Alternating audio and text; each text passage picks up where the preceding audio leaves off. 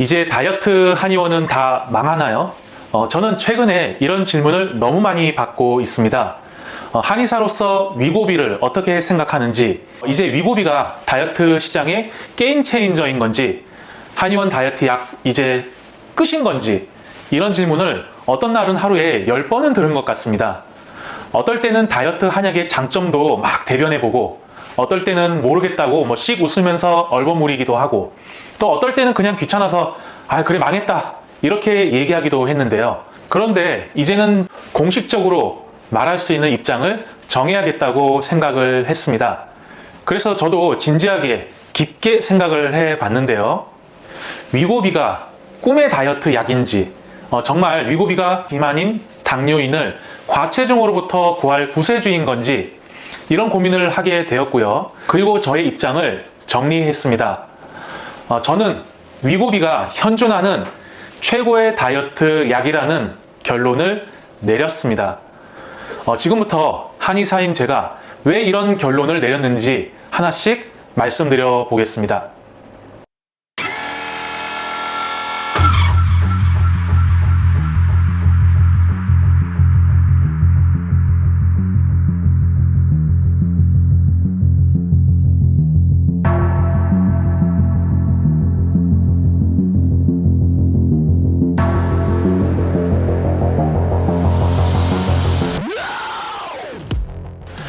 일단 저는 최대한 객관적인 관점에서 위고비를 평가해 보려고 노력했고요. 물론 제가 한약을 다루는 한의사이기 때문에 어쩌면 조금 색안경을 끼고 위고비를 평가할 수도 있겠지만, 그렇다 하더라도 제 양심을 걸고 최대한 그러지 않도록 노력하겠다는 약속을 드리겠습니다. 왜 위고비가 현존하는 가장 최선의 다이어트 방법인지 저는 5가지 측면에서 위고비를 살펴보았습니다.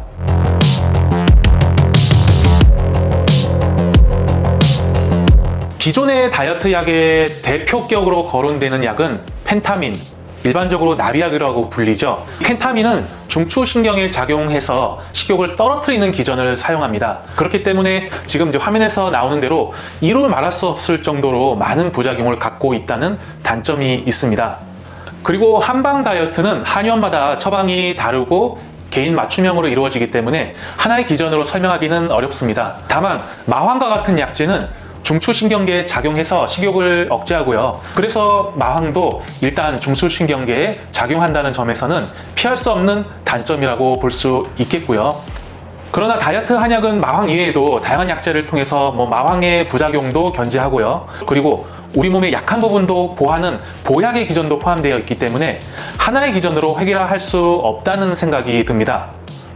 자, 그렇다면 위고비는 어떨까요?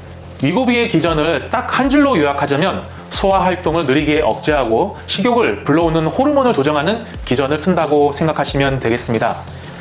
이런 기전을 응용해서 GLP-1을 과하게 해주면 그러면 사람은 계속 배가 부른 것 같은 느낌을 얻게 되는 거죠. 이미 국내 시판이 되고 있던 삭센다가 하루 동안 유지되는 GLP-1 유사체라 보면 되겠고요.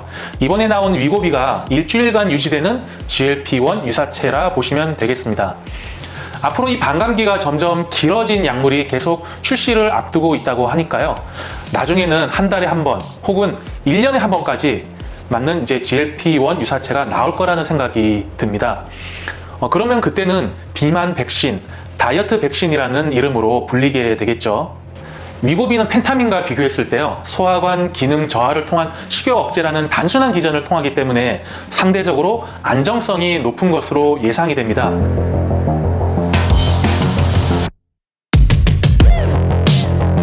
두 번째 말씀드리고 싶은 측면은 의존성입니다. 첫 번째 말씀드린 기전의 측면과 연결되는 내용인데요. 중추신경에 작용하는 약물은 아무래도 중독과 내성이라는 면에서 자유로울 수가 없습니다. 펜타민의 경우 아무래도 향정신성 의약품이다 보니 이게 좋은 말로 향정신성 의약품이지 사실 마약이라고 보면 되는 거거든요. 결국에는 과용했을 경우에 사람의 심신이 결국에는 피폐해지는 부작용이 있을 수밖에 없습니다. 사실 다이어트 한약에서도 중추신경에 작용하는 마황이 사용되어지고 있는데요. 마황의 부작용을 억제하는 약물로 함께 복합 처방하고 있기 때문에 대부분의 경우 안전한 약물이라고 생각하시면 되겠습니다. 의존성 측면, 즉 중독이라는 측면에서 볼 때는 위고비와 다이어트 한약이 상대적으로 좀 자유로운 것이 사실입니다.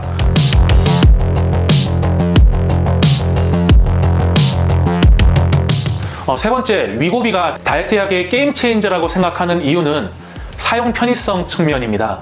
당연히 약이건 주사건 자주 하는 것이 불편할 것이기 때문입니다. 위고비는 주 1회만 맞으면 됩니다. 너무나 편리하죠. 사실 위고비의 형벌인 삭센다가 있었지만 하루에 한 번 주사를 맞는다는 것은 정말 스트레스가 이만저만이 아니었을 겁니다. 물론 삭센다도 훌륭한 다이어트 약이었지만요. 그것을 주 1회로 업그레이드를 하게 되었으니 이건 정말 혁명적인 거죠. 물론 앞으로 한 달짜리 그리고 1년짜리 반감기의 약물이 나온다면 정말 어마어마하겠죠. 반면에 펜타민은 하루 1회 복용이고요. 다이어트 한약은 하루 2, 3회 복용입니다. 자, 여기서 한 말씀 드리자면 중추신경을 조정하는 다이어트 약은요, 두 가지 원칙을 지켜야 합니다. 첫째는 최대한 약하게, 둘째는 자연스러운 수면 보장입니다. 요점만 일단 간단하게 말씀드리자면요, 다이어트 한약은 약성을 최대한 약하게 해서 3회로 끊어 드시는 것이 건강한 다이어트의 시작이고요. 이것이 다이어트 성공의 열쇠임을 꼭 명심하셔야 합니다. 이 자세한 내용은 다음 영상에서 한번 꼭 다뤄보겠습니다.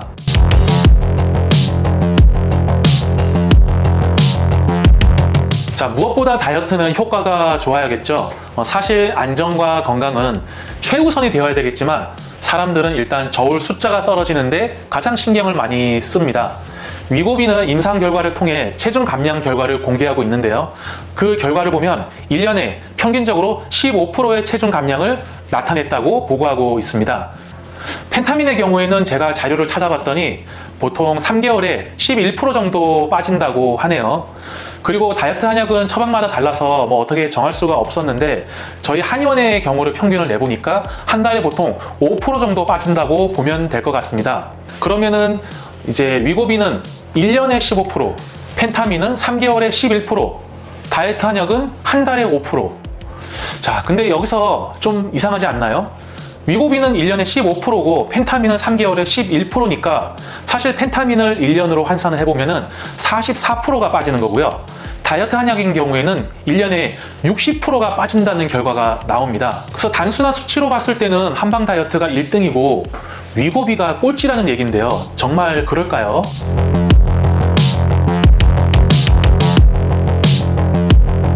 사실 이 부분에서 제가 위고비가 정말 대단하다고 느낀 점을 말씀드리려고 한 부분입니다. 제가 위고비를 사용했던 사람들의 경험을 직접 들어보고 싶어서 미국 일반인들의 유튜브를 여러 개를 좀 시청을 해봤는데요. 그런데 정말 의외의 경험담을 목격하게 되었습니다. 위고비를 맞았는데 살고 싶어서 밥을 잘 챙겨 먹었어. 저는 다이어트 클리닉을 하면서 이런 말을 처음 들어본 것 같습니다. 위고비를 하면서 살을 빼는데 그럼 안 먹으려고 해야 하잖아요? 식욕을 이기지 못하니까 다이어트 약에 힘을 빌리는 거, 이게 정상적인 거 아닌가요? 그런데 위고비는 너무 안 먹게 돼서 그래서 내 건강을 해칠까봐 음식을 꼭 챙겨 먹으려 했다. 그런데 많이 먹지는 못했다. 이런 경험담이 너무나 많더라고요. 아, 이건 신세계구나. 그래서 저는 위고비를 인정하지 않을 수 없었습니다. 사실 한방 다이어트만 해도 이런 일이 사실은 있을 수가 없습니다. 애초에 다이어트 한약은 약을 복용하면서 신진대사를 끌어올리는 기전을 쓰기 때문인데요. 다이어트 한약을 드시는 분들은 보통 이렇게들 많이 말씀하십니다. 살을 빼기 때문에 기운이 없을 것 같다고 생각하는데 오히려 기운이 펄펄 난다는 거죠. 그래서 100m 달리기 선수가 다이어트 한약을 먹으면요, 100m를 11초대에 끊던 친구가 10초대 기록을 하게 된다는 겁니다. 거기다가 이제 보약 성분도 함께 들어가면은 사실 더하면 더했겠죠. 그래서 신진대사가 너무 올라가면 잠도 안 온다는 얘기도 하시고 또 손도 떨린다고도 하시고 그렇거든요. 그런데 위고비는 위장관을 느리게 해서 사실상 위장관을 반마비를 시켜버리는 거거든요. 살기 위해서 억지로 먹는다, 이런 얘기가 나오더라고요. 정말 대단하네요.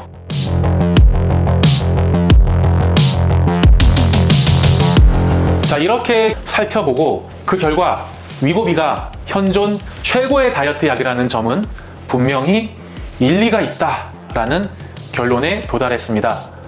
단, 전제 조건을 달았습니다. 첫째는 위고비 공식 홈페이지에서도 언급이 되어 있는 내용인데요. 일부 위고비 환자에게서 갑상선, 신장에 관련된 부작용이 보고되고 있습니다. 특히 암을 유발할 수도 있다는 경고가 있고요. 이것은 위고비 홈페이지에서도 대놓고 공지를 한 부분이니까 절대 간과해서는 안 되겠죠. 아직 출시된 지 불과 5년도 안 되었기 때문에요. 일종의 마루타를 자처하는 것을 감수하셔야 합니다. 둘째는 대사작용이 아직 충분한 40대 혹은 그 이하의 연령대여야 한다는 것입니다. 이미 많은 분들이 알고 계시는 오심, 구역, 소화불량, 두통, 구토설사, 변비 등 이런 것들이 흔하게 관찰됐고요. 그리고 담석증이나 탈모, 급성 췌장염까지 보고되고 있습니다. 그런데 중요한 것은 이런 부작용 이외에도 극도의 무기력함, 피로감이 거의 모든 사용자에게서 부작용으로 보고되고 있다는 것입니다. 특히 아까 말씀드렸듯이 살기 위해서 억지로 먹었다라는 말은 아주 센세이셔널했습니다. 영양의 불균형이 초래될 가능성이 큰 만큼 충분한 기운이 있으신 분들만 시도해 보시는 것이 좋겠습니다. 셋째는 소화기관이 충분히 건강해야 한다는 것입니다. 장내 미생물 환경 구축이 제대로 이루어질 리가 없기 때문입니다. 사실 이런 문제 때문에 여러 기능의학 전문가분들이 경고를 이미 해왔고요. 특히 위장관 마비와 같은 부작용 사례가 위고비 형제 약물인 오젬픽 사용자들에게서 많이 보고가 되고 있습니다. 최근에는 이 때문에 미국에선 소송전도 이제 시작됐다는 소식이 들려오고 있고요.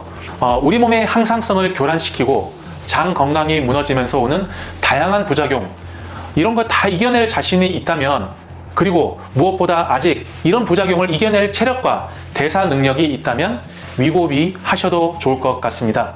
그런데 만약 이런 부작용을 감내할 자신이 없다면 그냥 위고비 도전을 잠시 보류하시는 것도 하나의 방법입니다. 사실 제가 40대라면 저도 위고비를 좀 써보고 싶습니다. 그런데 저도 이제 어느덧 50대 중장년층이기 때문에 장 건강 관리도 저에게는 더 중요한 의미로 다가옵니다. 그래서 저는 위고비를 선택할 일은 없을 것 같다는 생각이 드네요. 자, 영상 봐주셔서 감사합니다. 행복한 하루 되세요.